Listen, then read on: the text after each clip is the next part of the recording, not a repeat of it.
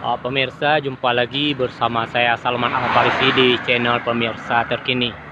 Yaitu hari ini, hari Kamis 4 Maret 2021, pekerjaan proyek yang dikerjakan oleh CV Arta, yaitu khusus untuk pipa pembangunan Masjid Nyak Sandang yang dilaksanakan beberapa hari ini, pemirsa.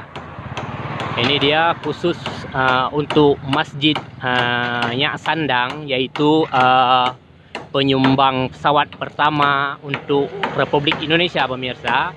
Ini sedang dikerjakan, hampir siap, lebih kurang 2.500 meter, pemirsa, yang dikerjakan beberapa hari ini, pemirsa. Ini pihak alat berat mini yang sedang bekerja dengan buru-buru. Diperkirakan pertengahan bulan Maret ini harus siap diselesaikan, pemirsa.